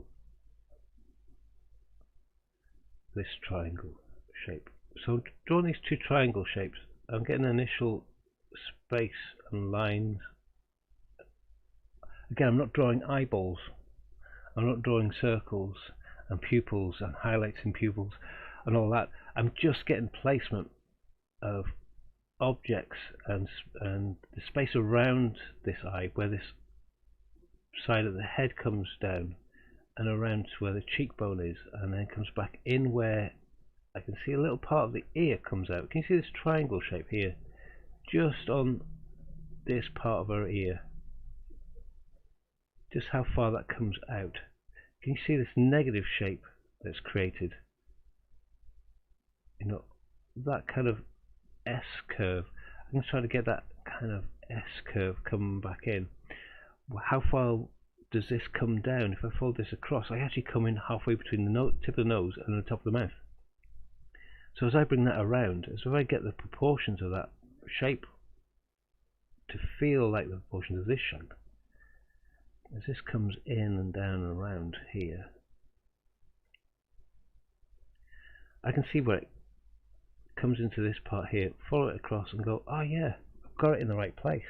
It's probably a better indication that I've got the tip of the nose in the right place and the tip of the mouth, like the positioning of the mouth I actually might have to drop this mouse down a little bit, because where I've got the line is where that top lip is.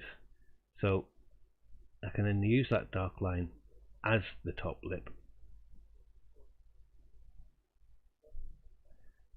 Then the space for the bottom lip.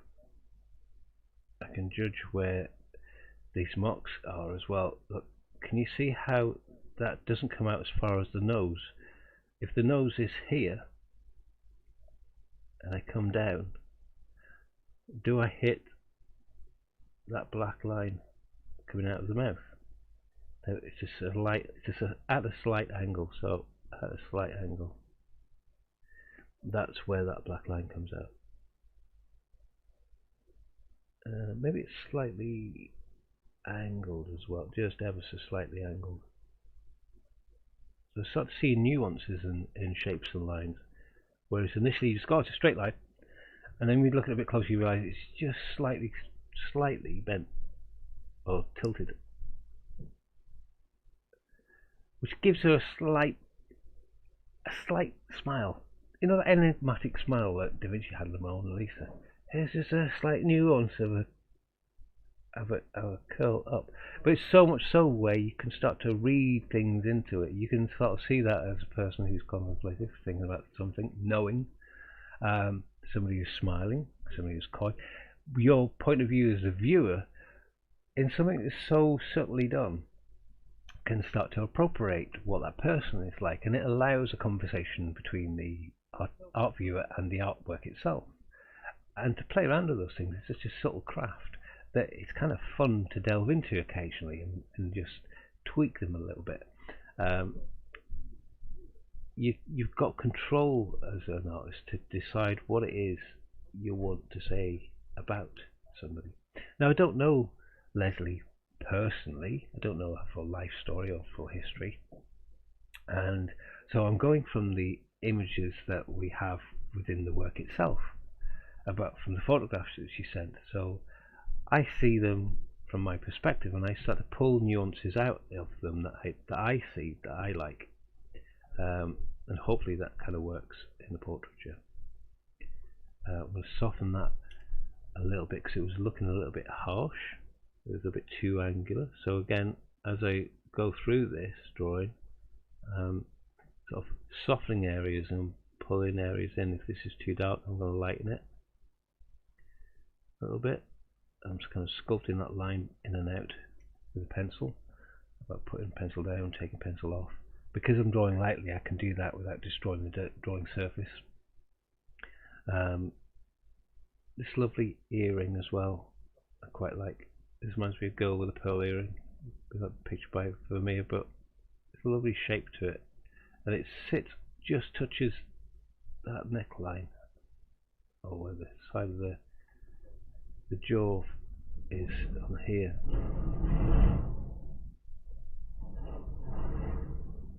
That's another tractor and trailer going up the lane out the back. Sounds like a thunderstorm, but thankfully it's quite a nice day today. So I might be drawing, someone would go, oh, you're drawing detail, you're drawing detail. I'm not really. I'm drawing a placement of a shape, which is a pear shape, in a space that I'm trying to figure out as to have I got this neckline right. So this space is a very basic angle. Have I got the proportions of that right? And as that drops down, where does it come to? If I drew that line straight across, where does it come to? It comes to those highlights on the bottom lip. So they give me an indication of where, that's where the highlights are, where that bottom lip is. So everything has a connection with other elements in the portrait. It doesn't have to be literally linked to it. I can follow aspects to it and go, okay, that spot there on the ear, that spot there on the shoulder, to that spot there on the jumper that goes around the neck, creates that shape, that triangular shape. Is that triangular shape similar to that triangular shape?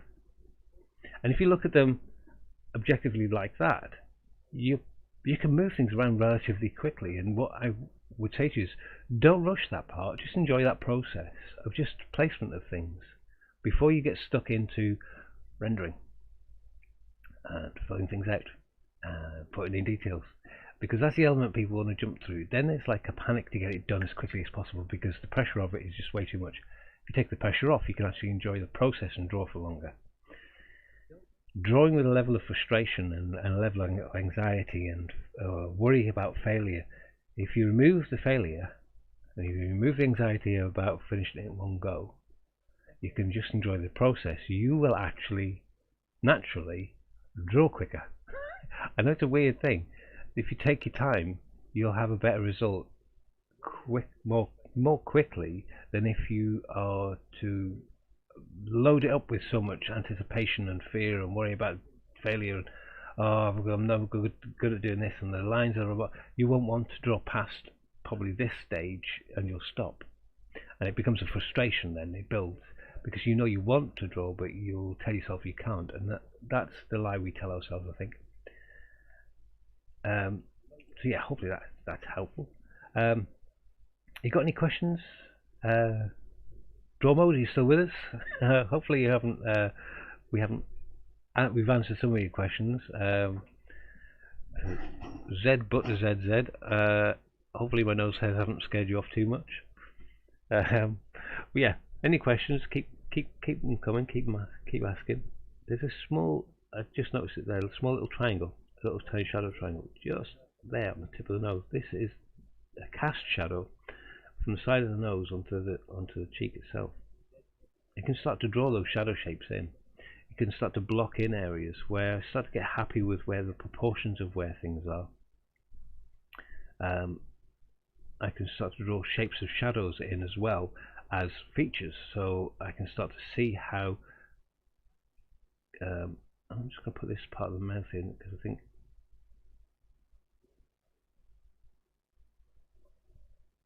get that curve right coming up and how that comes into this bit.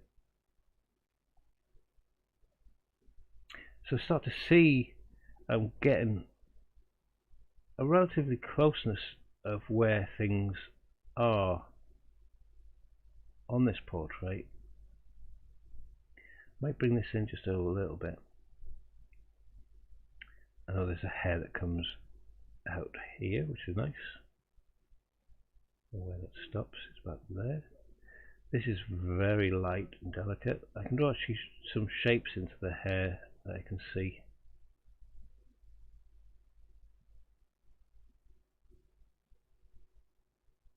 I'm going to thicken that shadow out a little bit because it gives me a nice, it's a lovely kind of shadow that falls around and makes this eyebrow a little bit softer on here. It comes into where the corner of the eye is. You see that kind of triangular shape just there? There's a harder, darker shadow just in this little bit. So this ear is darker, so what I can do is give that a light tone in. So I'm starting to block this in now with tonal shapes. The mouth is a little bit darker on the sides.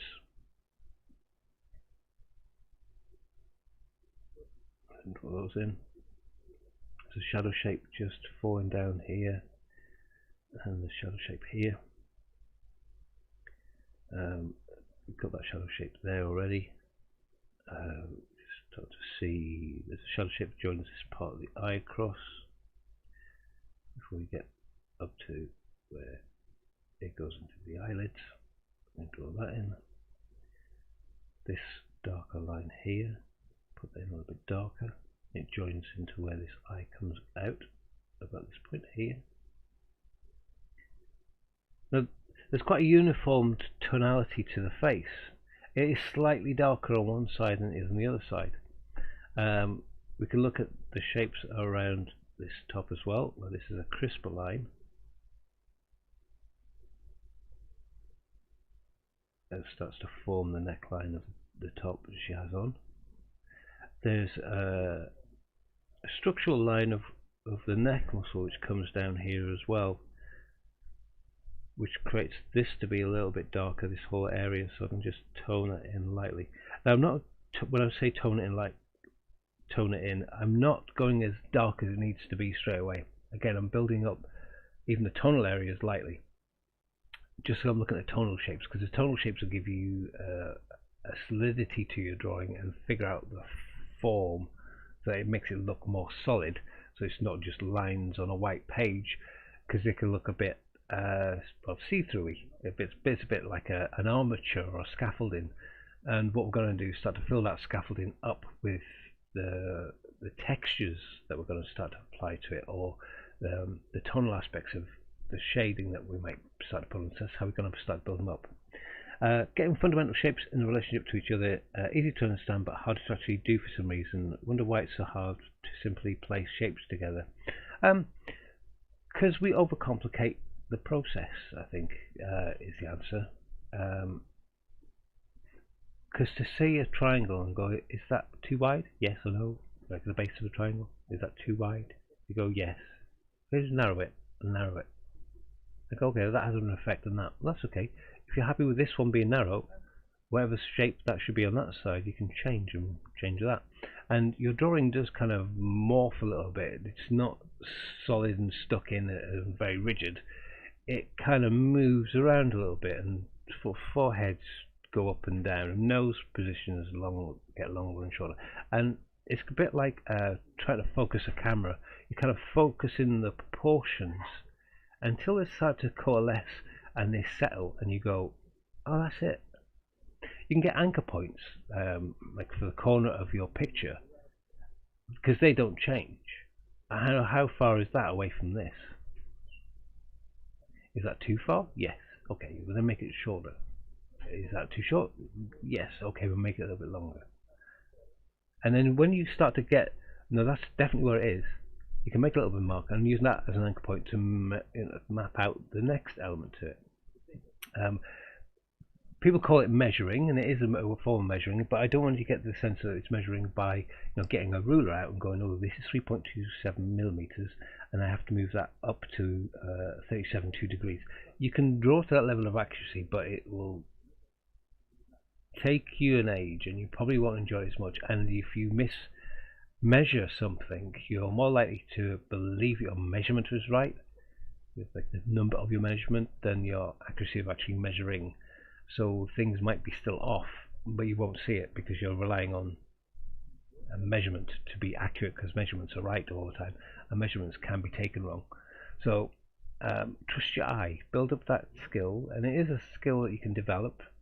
And once you get used to doing it on a regular basis in each drawing, it becomes more of a second nature. Remember the analogy of when you're driving a car. When you first get in it, you don't even know where the clutch is or what first gear is.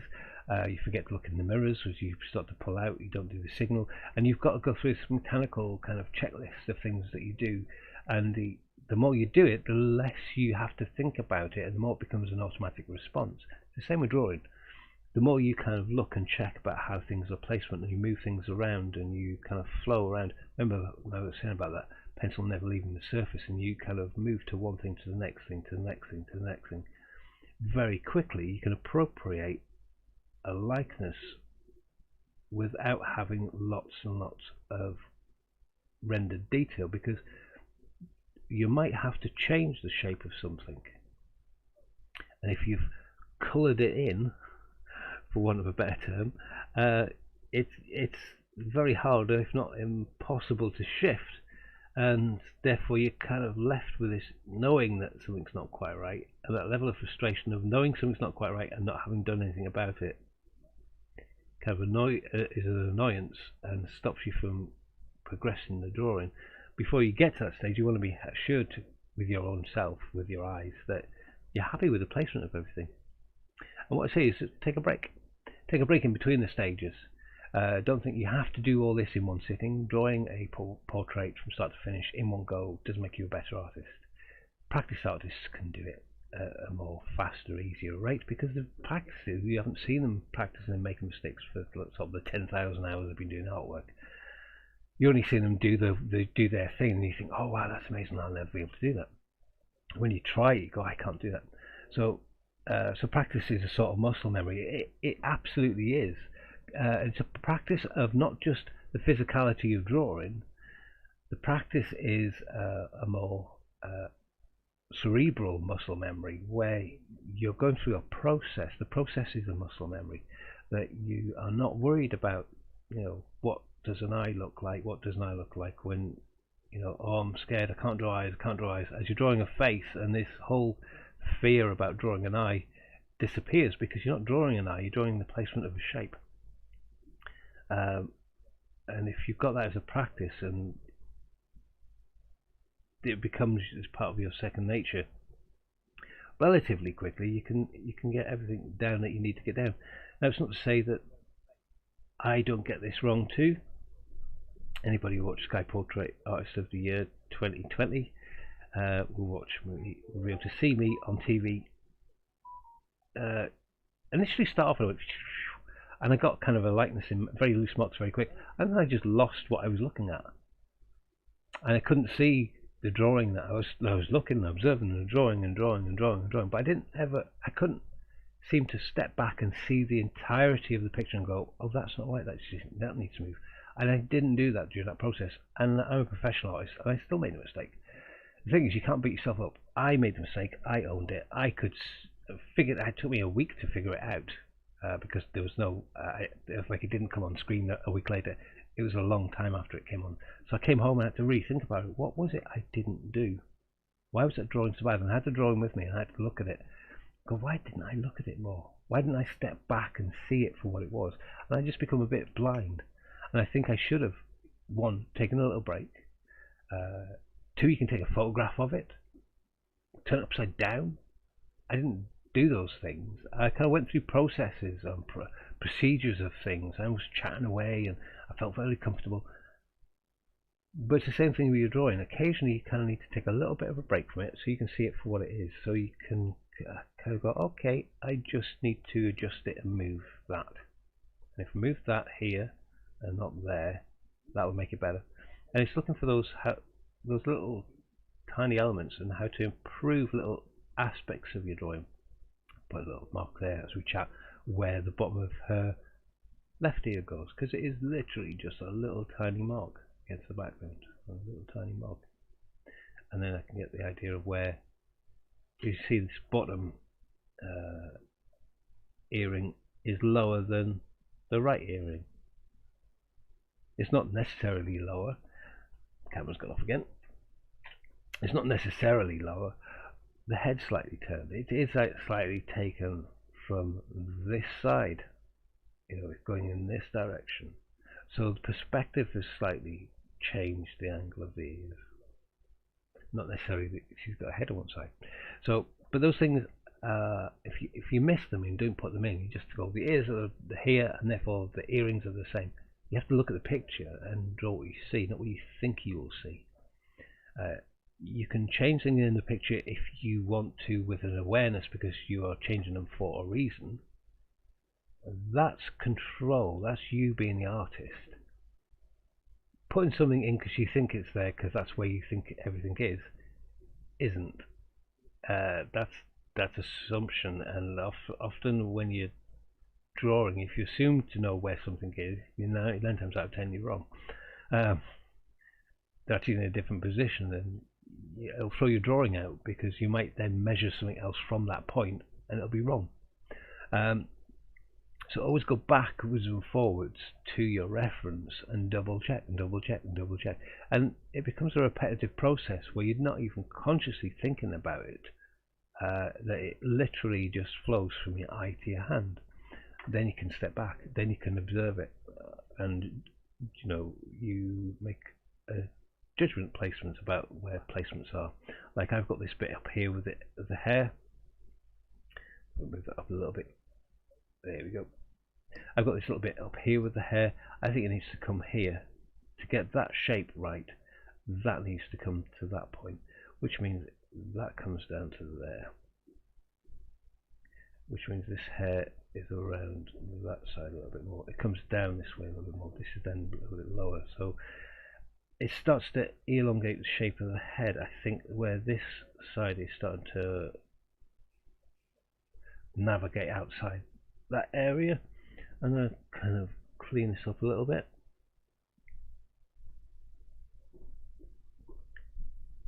Just get some clarity. I can then start to see where that hair comes out here. It's a little tiny mark which comes across and joins as part of the hair here.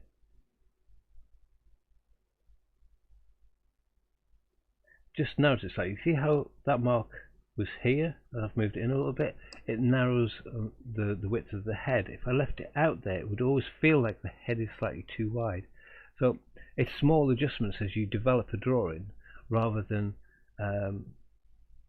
trying to get everything right straight away, because you're more likely to muck things up that way and it's extra pressure.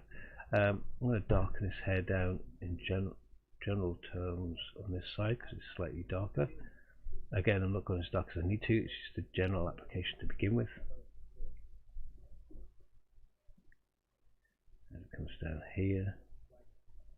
This side of the face, I said, was just slightly darker, so what I'm actually going to do is put a light wash of, when I say wash, I don't mean I'm adding water, I mean a light application of graphite all over this. I can see that this side of the nose is slightly darker. Maybe not as harsh as I've got it there, so I'm going to take that back out a little bit. Again, this is just a light application that I'm doing with a, I think this is an H I've got in this pencil. So when I start to render it, I can, when the dark's darker, I can go into the high grade pencils. When it's lighter, I can lift some of it off with the eraser and go back to the white of the page. Maybe I have to add more of this heavy H pencil, and then there's a lighter stage, so I might need to go back over it again and then use a lighter pencil, maybe a 4H, over another area. So I'm using grades of pencils to work with me than work against it, or just using one grade of pencil all the way through drawing tends to leave it a bit flat looking, a bit insipid, because there's no definite dark, there's no definite light, and I think it looks a very sort of greyish drawing all the way through. If that's what you're going for in your artwork, that's fine, that's an artistic choice. If it's something you're doing and you're not aware of it and you're always wondering why it doesn't quite look solid enough, it could be the issue, which is easily rectified. It's about just being brave and putting some darker darks in, and being brave about lifting some of those darks off and creating them to be light.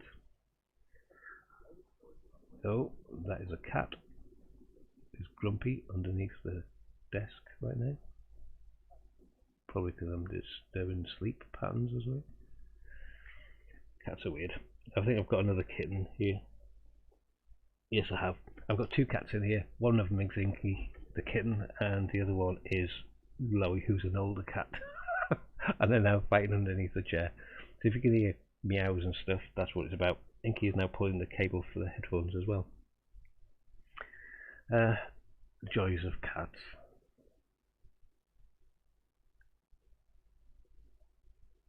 So I can just see where I've joined that line, it doesn't actually exist there. So I'm going to take that out. And again, just by taking it out a little bit, it softens that eye line. Remember what I was saying about that eye line looked really sort of kind of angry looking? Just by taking that line out, soften this whole approach to the side eyebrow. The application of hair is so light against the tone of the face, I'm not going to worry about that hairline too much right now, but I do want to just put an application of graphite all over. I put a line in there just to describe where the end of the nostril was in relationship to where the corner of the mouth was, but the line was still there, so I'm going to get rid of that because I don't need it. And yeah, what I'm going to do is start to put an application of graphite all over this, I think, just as a base, because I know that everything on here is darker than the white of the page, absolutely everything, so I'm going to put graphite all over this. But where I have toned it already, it's just going to pick up another layer of graphite, so it'll appear a little bit darker. So things like the mouth or some of the shadows I put over by the nose, as I go over it lightly, it will pick up another layer of graphite and still appear dark. Not as dark as it needs to be right now. It will get darker. I think where I've got this shadow, I'm going to open it out. So the line starts to disappear. I'm left with a shadow. You see that? I'm putting a little bit, I'm trying to match the line, or this line I put in. I'm trying to match the density of that line with a tone, a wash put in. So I'm not left with a line anymore. I'm just creating an edge of shape. How that breaks into the shape of the side of the mouth here. Go back over it again. So this is very a sculptural way of drawing. If you don't get it right, because we've drawn lightly, you can rub it out. But what I'm going to do, I'm even going over the whites of the eyes, because even the whites of the eyes are not that white as I've got them. But I want to do it nice and slowly and evenly. I'm not looking to put in lots and lots of streaks. I'm taking my time to fill up that space. Now again, these are very, very small portraits because there's lots of them on one page. So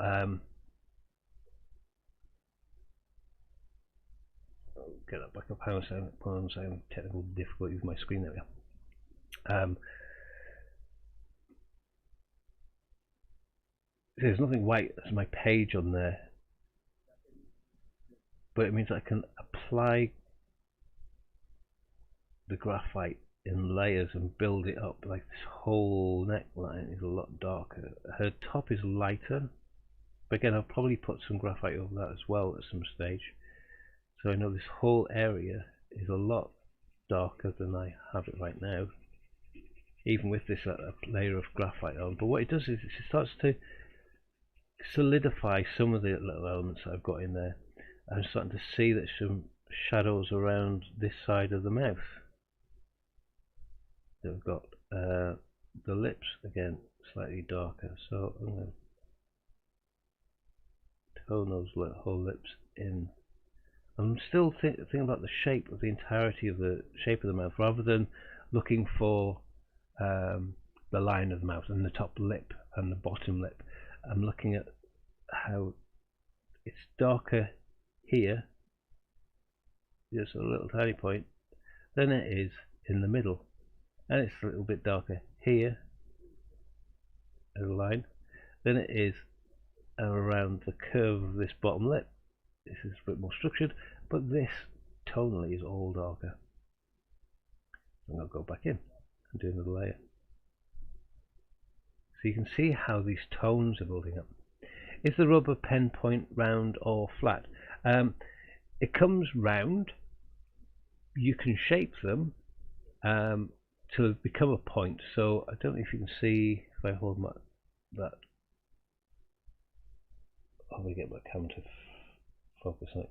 So it's become a more pointed area. It's got like a flat surface to it there. It's slightly pointed than at the top, and it's rounder on that side. So you can shape these as you need them. So I've got a point, I've got a flat area, I've got a rounded area, and I can just move it around to best suit whatever I need. Using these things, you get more control of them as you use more of them.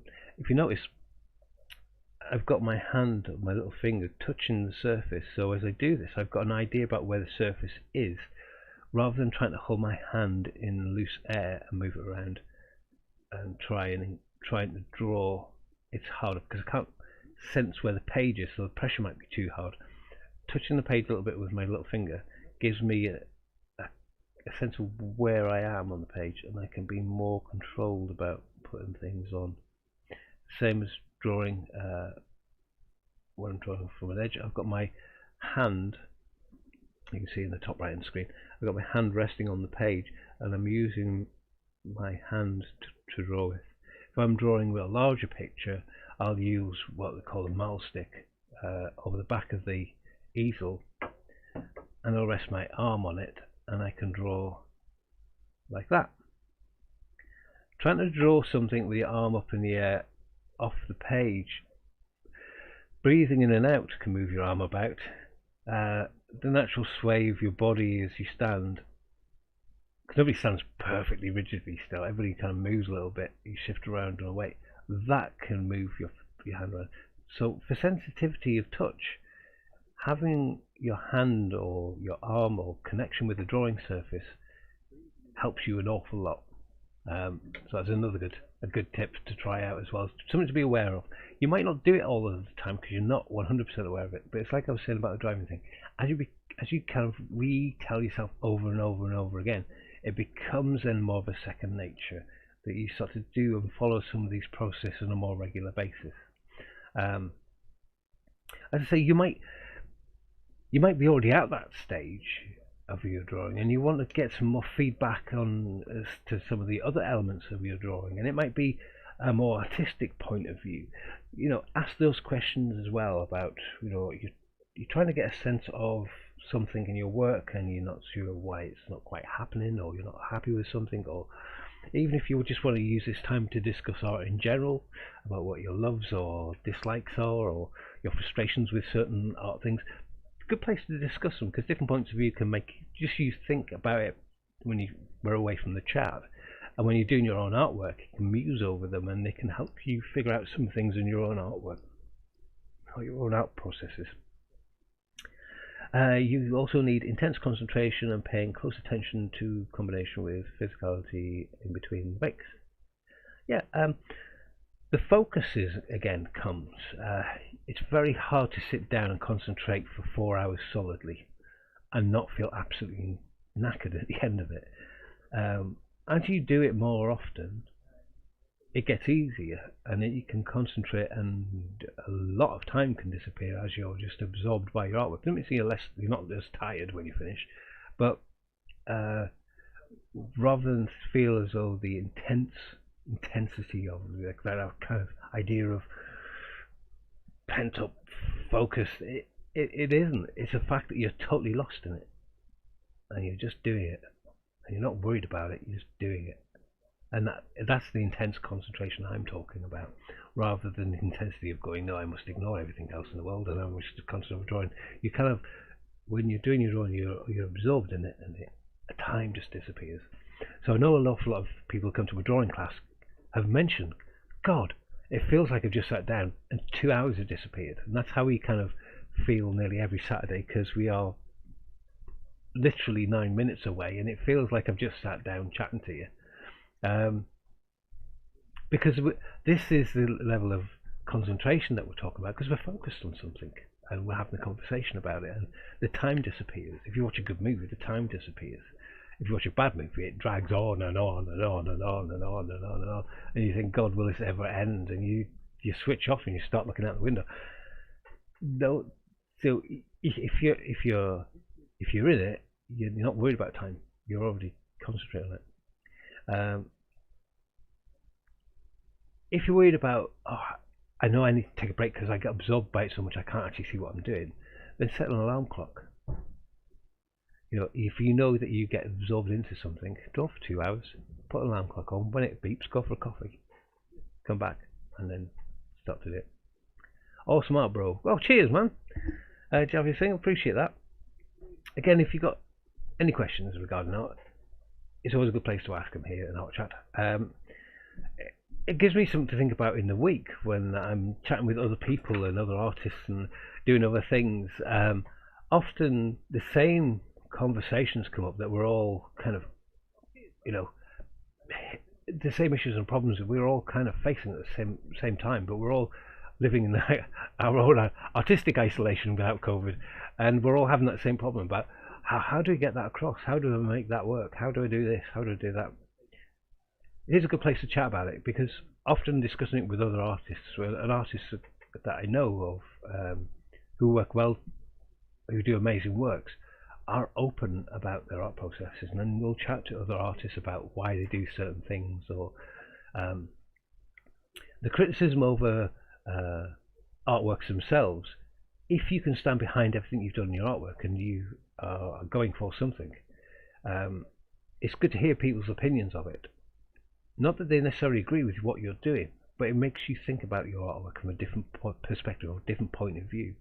and they will see things in your artwork that you haven't seen, that you haven't even contemplated, but it then makes you appreciate your artwork in a different way. It's not to say that your artwork is wrong, but it means that you can use constructive observations of your artwork to push your work on further. That helps.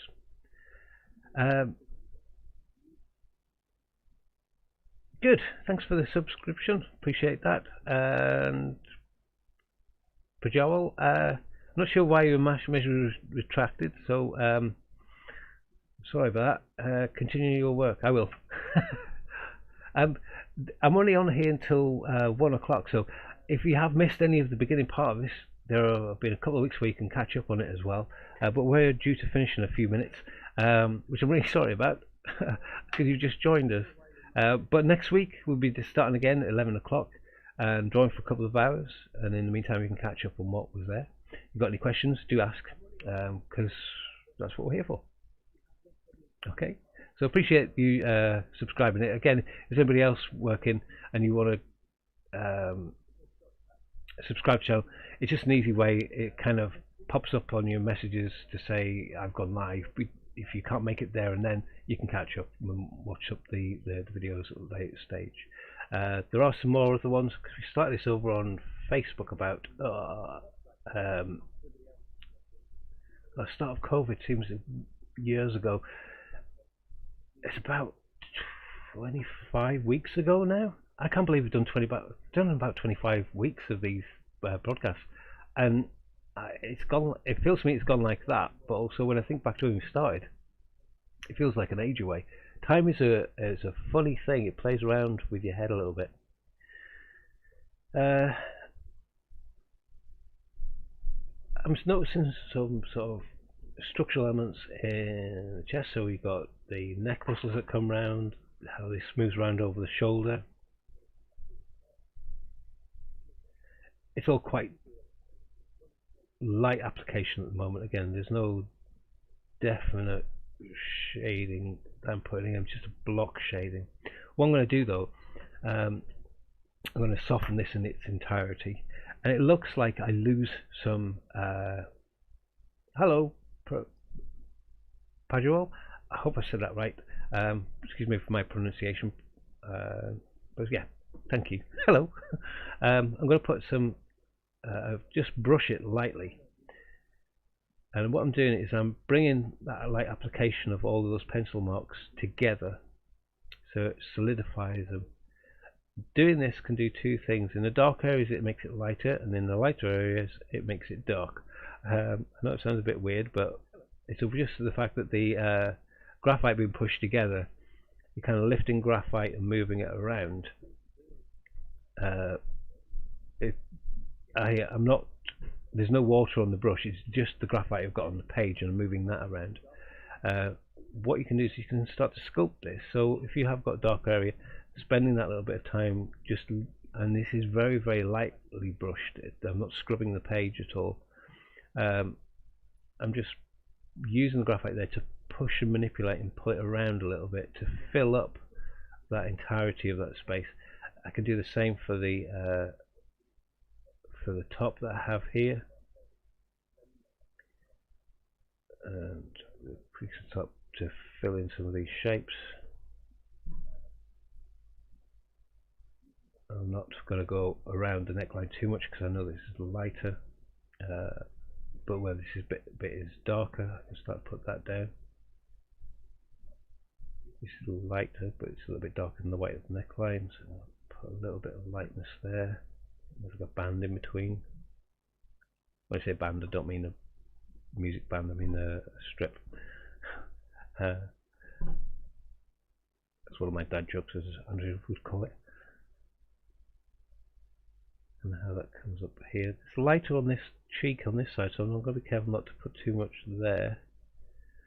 But I'm literally just moving that around.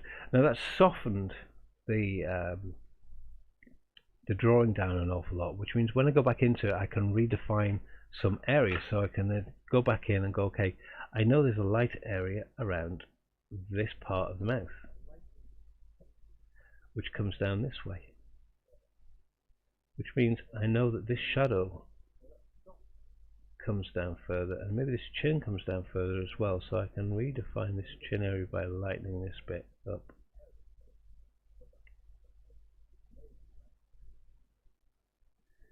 I know I've got light areas kind of on that bottom lip there. I'm not worried about highlights too much. It's more of a structural thing for the rendering the face. So I'm using the rubber like I use the pencil and just going around areas just to lighten them up. So I'm going to use my pencil in a minute to go back over areas. So there's that tractor again in the background. To go back over and darken other areas down as I start to see, let's say his eyes are obviously darker. Sorry, it's my cat falling off the windowsill. I'm being attacked on all sides by random things in the studio. She tries to get out the window sometimes and she can't quite make it because she's only a kitten. She just falls off and she wipes out everything that's on the windowsill. I can put in some of these marks just to give me a sense of where some of these flowing hair marks go.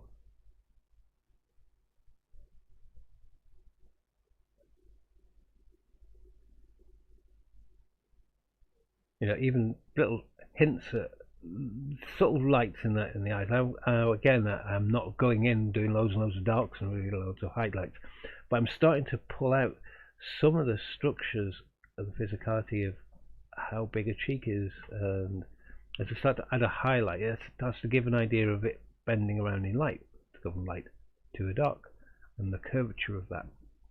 So get the idea of the curvature of the lightness of the face. Maybe that I pull some of these lights back in from this eyebrow.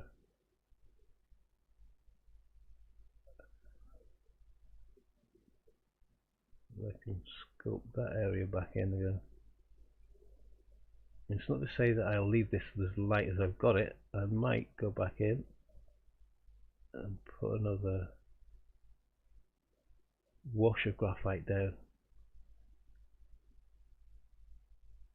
But it's a wonderful painterly light sculptural element to drawing at this stage, and it's something this is my enjoyment part of my drawing.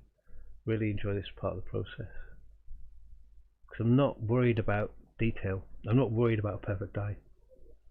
Alex, you're gonna have to run. Thanks for giving me a session. No, thank you for being here. Really do appreciate it. It's 1 o'clock already, and I have to go as well because I'm going off to buy an engagement ring with Andrea today. So yeah, I'm really going to enjoy the rest of my day. I hope you do too. I see you guys back here at 11 AM here on YouTube. I also flick it over onto my artist page as well on Leeboard Artist. So I always kind of draw a link up there. So if you can't find the link, always go to my Leeboard Artist page on Facebook and you'll find a link to here. Or you can come directly to YouTube. You can follow the subscribe button and you'll get a notification in your email box or however you like to get it.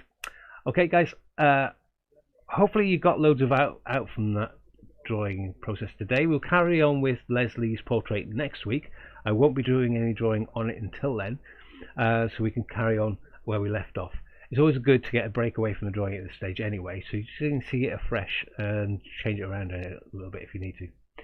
Guys, take it easy. Thank you very much for being here. Really enjoy my week, and yeah.